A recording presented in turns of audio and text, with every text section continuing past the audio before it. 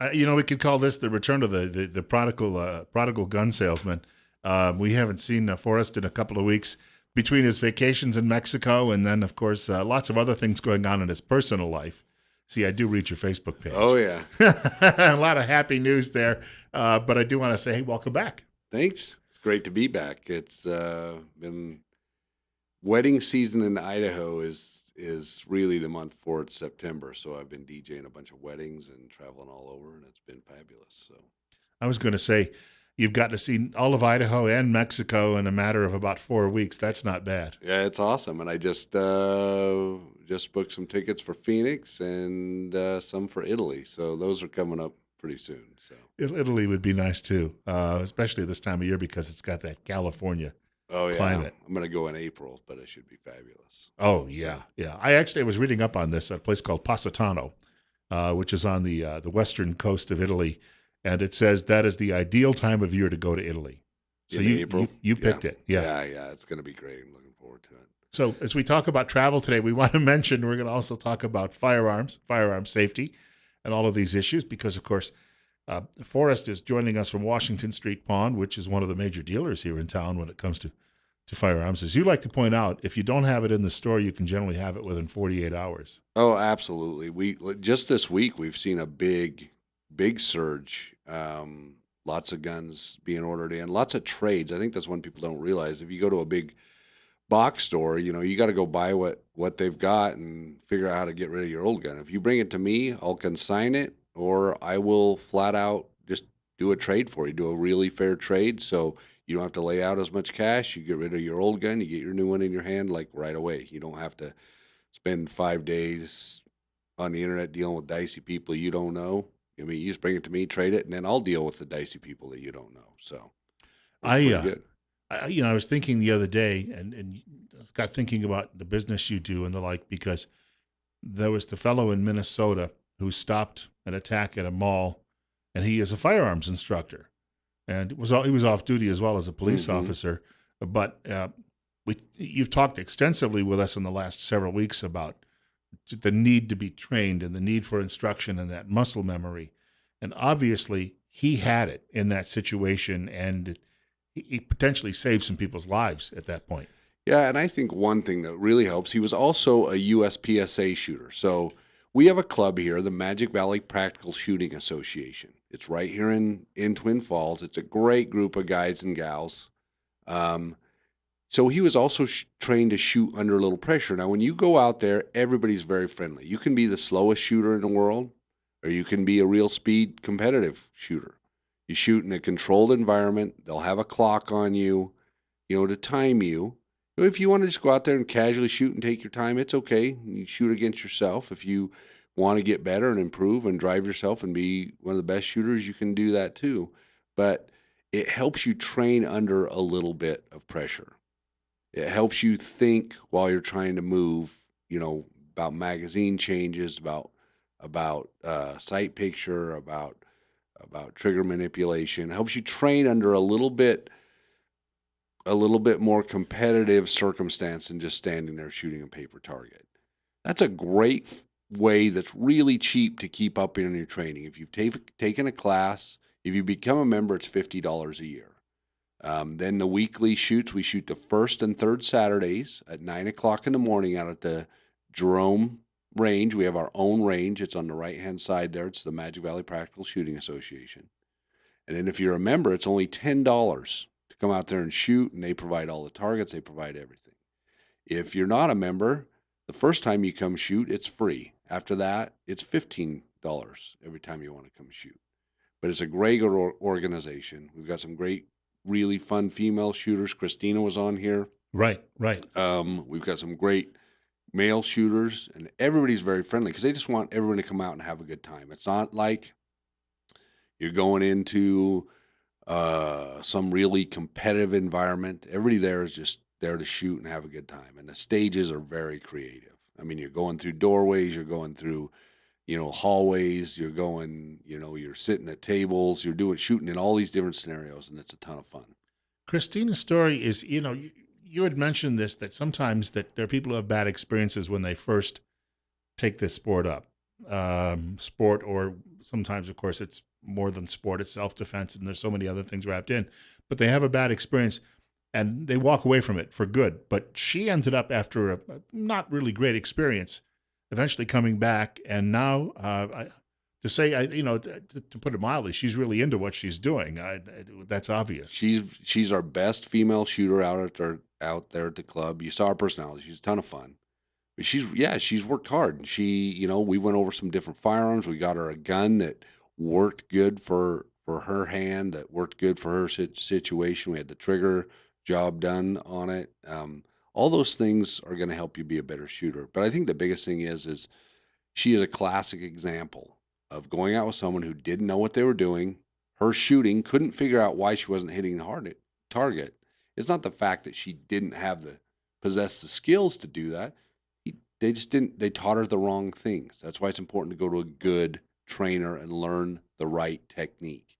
If you don't learn the right technique, you're never going to be very successful because you'll just be as good as that technique will take you, and then you'll never. We talked about Tim Tebow, fabulous quarterback in college. When he got to the pros, he could never progress because he had learned the wrong technique how to throw the football. Um, can you imagine that guy that could run like that was that big and strong, that could actually throw the ball? Hmm. He would have been unstoppable. Michael Vick is another example. Physically, probably one of the most talented guys to ever play in the NFL. I mean, that guy could have played any sport professionally he wanted to. He chose to play football, but unfortunately, he hadn't been taught the right technique. So he only went as far as his physical talents could take him. Um, so same thing goes with shooting. She didn't give up. She came back, learned the right technique, and was very successful. We, you know, we really want to encourage the women out there who maybe haven't shot, or men, any shooters that are like, man, that looks fun, but I'm intimidated. Come into the store, talk about it. We love to talk guns. On the flip side of all of this, because I was looking at the video of your son when he was shooting at moving targets, that you had posted a couple of weeks back, and I think before that, but I got to see it a couple of Hmm. weeks ago. But people are probably asking, when they're with their children, when should they start? Is it too early at 4 or 5, or was there a good age in there? When it comes gun safety, as soon as they can comprehend, it's a great time to talk to them about gun safety. You know, look, this is what happens when a gun goes off. These are dangerous. They can be very useful. You don't want to scare them to death, but you want them to understand the consequences of what happens when a gun goes bang. There can be huge, terrible consequences for that.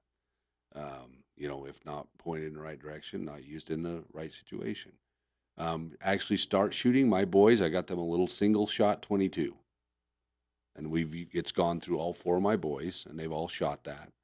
And that's just a great way to pull the trigger and fun, and kind of be like, oh, this is fun. It's fun to watch a water bottle blow up, or it's fun to go up and see my target and see how many I put in the target. Um, as far as handguns go, handguns are a different situation. All my boys were proficient with a handgun, I would say, by about 8 years old. And when I say proficient, not professional, but they knew how to load it, they knew where the safety was, they knew how to shoot it. And like you saw, my 11-year-old, I got a video on my Facebook page, a moving target. He's just putting them on there one after another, just ping, ping, ping, ping, ping. And kids are great. It's a real natural thing for them, some of them. But I would say, you have to make that judgment as a parent when you feel like, okay, my son or daughter is mature enough or competent enough to understand it. I think you should definitely firearms training as soon as they can comprehend anything. I know that when we were young, my dad got us started primarily with rifles and shotguns, and I don't think that we got into handguns until I was about 11 years old, 11 or 12 years old. But before that, and I think in Idaho it's probably similar just because of the hunting culture here. You don't often, sometimes, but you don't often use a pistol for hunting. So young boys and sometimes young girls learn about the safety of a long gun, but there are differences obviously between the two. You've got that little short barrel on a handgun. You don't have a stock resting against your shoulder. With a handgun, you have 2 points of contact. That's your two palms on the gun. With a rifle, you have 4 or 5 points of contact. You've got your shoulder, you've got your cheek, you've got both hands holding that gun. So it's a much more secure. Plus, it's a longer barrel, so it's easier to control. And if you're shooting with them, if they turn to the left or the right, it's easy to grab that and say, "Hey, we got to keep our 180-degree here. We can't break this barrier here." Um, with a handgun, they can get turned around in a hurry and faced in the wrong direction with that thing. They can easily get their finger over the end of the barrel or in front of the cylinder. So there's a lot more to be aware of there. That's why it's important when you go with your kids. Don't hand them a gun. And say, "Okay, you shoot that target. I'm gonna shoot that target." My kids, one gun comes out at a time, and I stand there while they shoot. I kind of have to put my shooting on hold when it's time for me to shoot. Their guns go away, and then I shoot because you don't want to be shooting your gun and turn around and see a couple kids messing around with one of their guns. Someone's gonna have an accident. So be safe one at a time. All the other guns stay locked up. You can take 10 guns out and shoot them. That's awesome. Just pull them out one at a time. My dad, in fact, what I always remember about him, uh, he would literally stand right behind you. I mean, he was there with you the whole time, and sometimes even put his hands on your shoulders. Absolutely. And so he never wandered off or did anything like that. It was only until I was about 15 that he would shoot side by side with me. But up until that point, he was behind me, almost like a baseball umpire would be calling strikes and balls. I mean, he was there just to kind of be behind me and observe everything I did. Absolutely. And you need to be right behind them because that standing 2 feet away, that is not going to work because it takes a millisecond for a for something to happen. So when I shoot with my kids, I am right behind them. If when they're first starting out. Like literally my hands are millimeters from them. So if I need to grab them, I can grab them immediately. Because kids, they don't always understand situational awareness, spatial awareness. So just be right there. It's fine. Go out and have fun. Shooting is about fun. The kids doing anything. If you're that overzealous, which I've been, like I love sports. I coached high school sports. I love it. But I can push too hard sometimes for that. You need to make it fun. Let them go out and shoot. And if, teach them the right way to hold the gun, teach them all those things. But, if they're not shooting fast enough for your liking or whatever, they'll get there. Just let them shoot and have fun. There's a video of me and my son. He is, and I'll put this on the Washington Street Pond Facebook page. That's the best way to get a hold of us. Messages. If you've got a question about a gun, say, "Hey, how much for this?" Messages. But I'm going to put these videos up today of him shooting that steel and of him shooting a full auto machine gun. And we put it in slow mo, and it is so awesome. You see him turn around, and the smile on his face is huge. So I'll put those up today, so listeners can go to Washington Street Pond on Facebook and check those out. We got more coming up with Forrest Andersen in just a moment. Bill Colley with you as well on News Radio 1310 KLIX and News Radio 1310.com. It's 9:20 and it's 46. We have a few more minutes with Forrest Andersen today from Washington Street Pond. He joins us on Friday mornings between 9 and 9:30 on News Radio 1310 KLIX, News Radio 1310.com with Bill Colley on Top Story. A couple of things I know you wanted to mention before we wrapped up today that really are important for people to know too as well. Yeah. Well, I just think we need to. There's a lot of people out there, and I see them every day who come into the store who have a gun in their hand, and they're like, somebody sold me this, and this is not at all what I need for my application. If someone's like, "Look, I don't go out and shoot. I just want a gun for defense, something to practice with occasionally. It's not something that I'm not going to shoot competition. I'm not going to shoot this or that, but I have this huge gun and it doesn't fit my application at all." You'll come in. We'll get something the correct size because that happens all the time. People buy a huge gun and then it's pulling their pants down every time they try to carry it. It turns into a nightmare for them. Come in. We'll trade it something lighter, smaller, something more appropriate. Another thing goes, people come in with a little teeny tiny gun. They're like, "I'm not really going to conceal carry. I'm either going to open carry or I want to shoot this for fun, for sport. I want to target shoot." We can trade you up into something with a little longer barrel, with a little better magazine capacity that'll do that. And then, some people come in with a handgun. They're like, "I'm more comfortable with a long gun."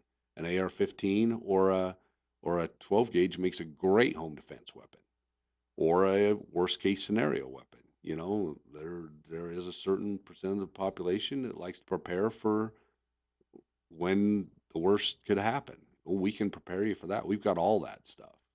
Um, but really, it's about talk. Like in my gun experience, I can tell you my experience from starting. I've shot guns my whole life, but not really handguns or more like AR-15s, things like that. Now I've got a bunch of them, but I've made every mistake in the book. I bought all these unnecessary attachments. They're completely unnecessary, and that everybody tells you have to have. I spent a bunch of money I didn't need to spend. So if you come in, we can help. We can save you all those hoops. We can put something custom together for you. We've got an amazing gunsmith, George Kinslow. Um, he can make your gun any color. He can modify your grips. He can modify, you know, anything on that gun to make it better, make it more comfortable for you to shoot. So come in and talk to us. We'll help you decide that. I think that's one mistake people make. They go out and like I said, unfortunately there's just a lot of not gun people selling guns out there. And they will sell you whatever's in their counter because that's what they have to sell. We won't do that. We can get anything. If we don't have it right there, 2 days later, we'll have exactly what you need. It's a little bit like some people buy an automobile. They don't necessarily buy what's most practical. They buy what they like the looks of, Hmm. But that's different. You can still get from point A to point B, whether you have a sports car or whether you have a minivan. But it's different with firearms, because the different uses for different firearms.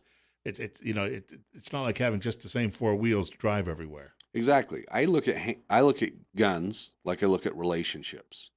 Don't settle. Like you're gonna have to be with that person and you're gonna have to live with that gun. Don't settle just because that's what they had in the counter. It's not what I wanted, but I bought it. And don't let them shove something on you you need. Don't go in if you're looking for a 9 millimeter. Um, I know a lady the other day bought $1,000 45 ACP. She's the teeniest little thing. It's not going to be fun for her to shoot, but that's what they had, and that's what they shoved in her hand, and so now that's what she has to shoot. So come in and see us. Buy something that's appropriate. If you don't know, ask questions because we are not in a hurry we want you to buy 10 guns from us. So I would rather you be very satisfied with your experience, very satisfied with your purchase, and and come buy more from us in the future. I've done this a long time, and I've just seen. I spent 15 years working for Costco at one point in my life, and I liked their philosophy. Their philosophy was don't make $1 million on everything we sell. Make a little bit on everything we sell, but make the customer happy, and they'll buy a million of that of different things from you. Sure. And that's kind of what we want to do. All of our guns come with a lifetime warranty, whether they're new or they're used. We have a sister store, Magic Valley Pond. They have a big selection too of used stuff.